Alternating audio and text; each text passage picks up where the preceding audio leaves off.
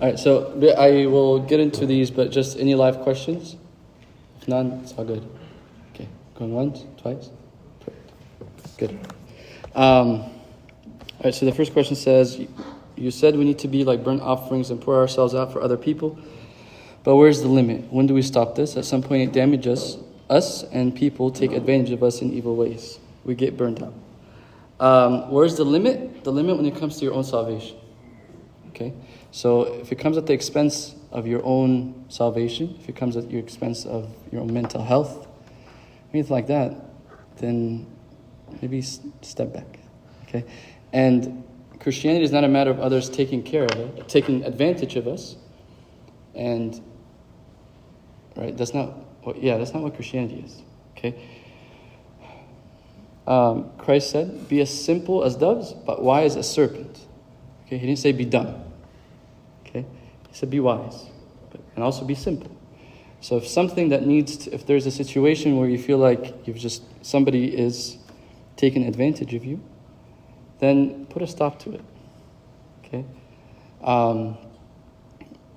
When I say pour yourself out for others, I mean like go that extra mile, 2 or 3. But if somebody you know is taking advantage of you, is abusing you, stop. That's not what Christ is asking of us. Okay, so love. I'm not saying don't love. Go the further if you have the capability to, but not at the expense of your own salvation. Because even if you look at the example of the 5 foolish virgins and the 5 wise, when the foolish ones asked the wise for oil, they said no, thank you. Not because they didn't want to share, no, okay, but because they know if they would give, they wouldn't be able to stay. They wouldn't be able to stay. So we're taught that just think of it like as if don't let anything harm your own salvation. Okay. Sometimes it's okay to ignore a good for a greater good. Okay.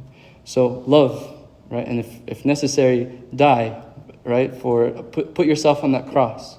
But again, not to the point of where your salvation is at stake, where you're like, because when we do that, sometimes it causes animosity between me and the other person. So again, that's because I'm not supposed to hate the other people. Okay? So just be careful. And also, that's why you have a father of confession. So your father of confession knows you and could able to guide you a little bit more. Like this is what's happening. Where do I draw the lines? Because having boundaries is healthy. Okay. I don't know if you disagree or agree. Please interrupt. So, what's that? Father of confession is a safe place to go to and have guidance from God. So always remember that. All right. What if you give too much of yourself to the service and it starts to hurt too much? This seems to only cause me pride in all that I do and self-pity and all the pain I feel because I'm caring for others and it seems there's no one to do the same for me. How do you put yourself in the service without letting it affect your school? So I'm just reading the questions to kind of combine them together.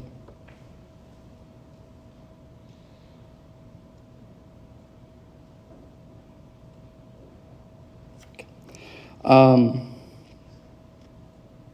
Too much in the service? It's a tricky question. I'll tell you why. Because service is sacrifice. Right? So I'm sacrificing my own comfort. I'm sacrificing myself or others. Because nothing makes me more like Christ than serving. Because Christ himself says, I did not come to be served, but to serve. So when I'm serving, I'm exactly living the life of Christ. Okay?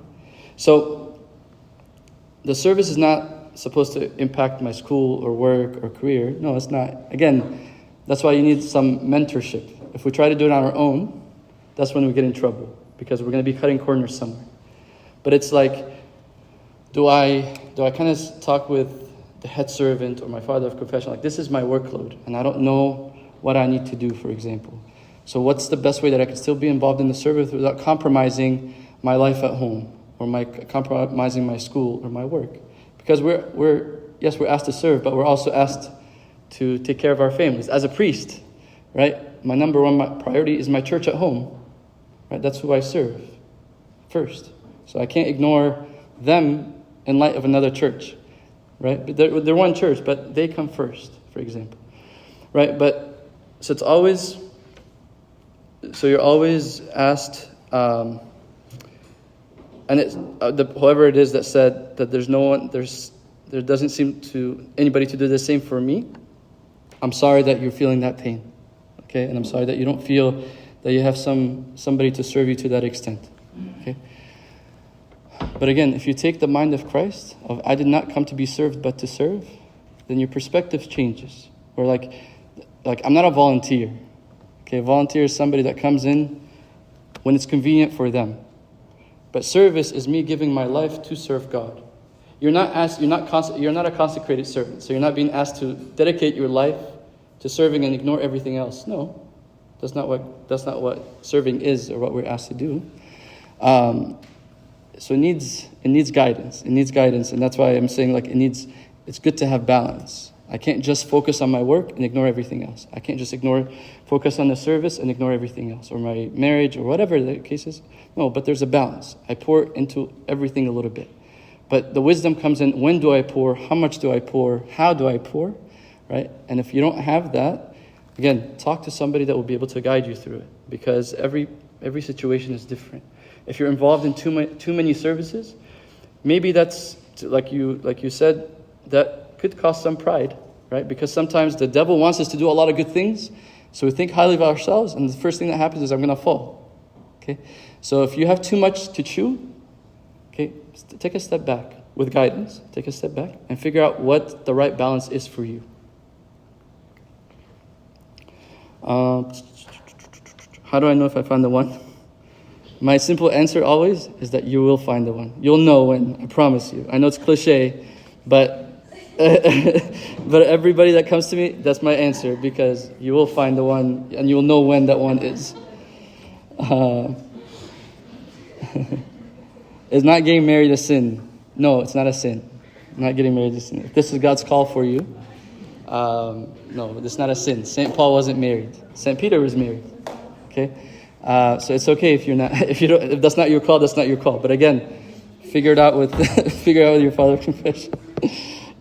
All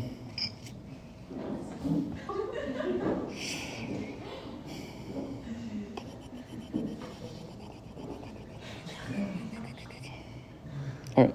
How can we grow to truly have God's love in us in the way that you talked about today? I've always heard pray and read the Bible, but is there anything else that you can add?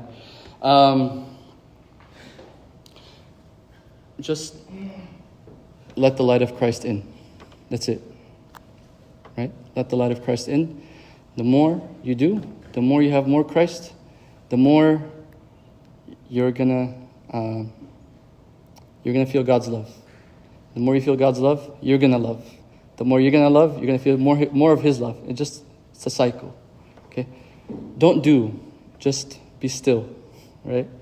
So, yes, read the Bible, yes, pray and all that. That's wonderful and that's great. But again, don't put the cart ahead of the horse. Right? Don't feel like you praying more, you reading the Bible more, is going to make God love you more. It's going to make you feel God's love more. No, you want to feel God's love more? Live a life of repentance. Okay? Doesn't mean you have to be perfect. God is not calling us to be perfect. God is calling us to come as we are, as filthy as we are. I don't go to the hospital. I don't get well first and go to the hospital. No, I go to the hospital when I'm sick. I don't clean myself, then take a shower. No, I go into the shower as dirty as I am and then take a shower. So I need to come to Christ as I am, as dirty as I am, as filthy as I am. And because I know the extent of my sin, and He still forgives me, I'm going to feel the warmth of His love. Okay? So live a life of repentance. And when you feel God's love, you're going to want to pray more. You're going to want to live a life more with God. Okay?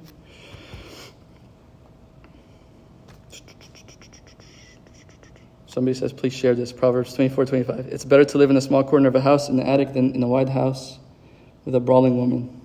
Sure.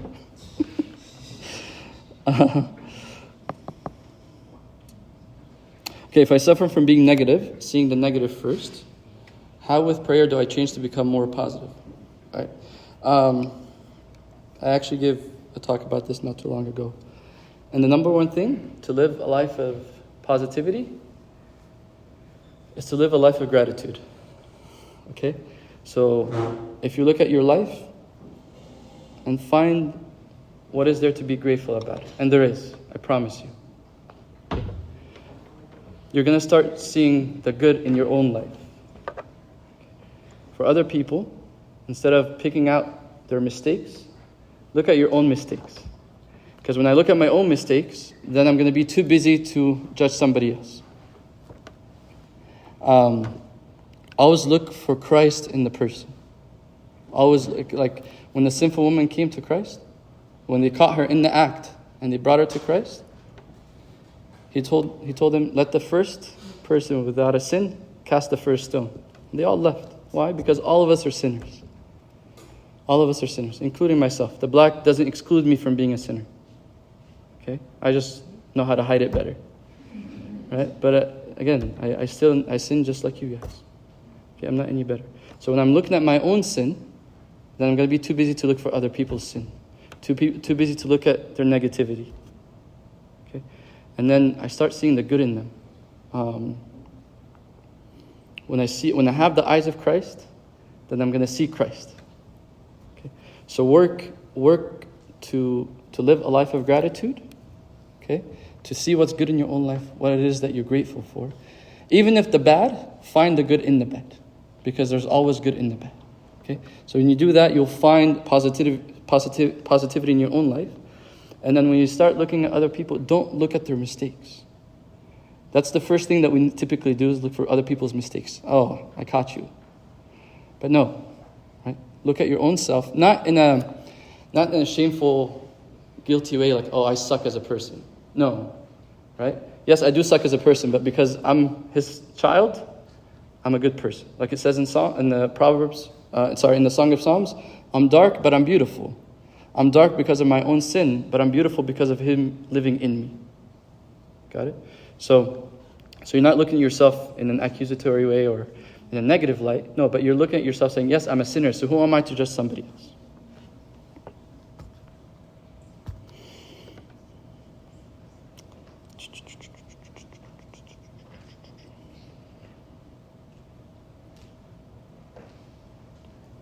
I think that's it. Great. All right. Absorbing.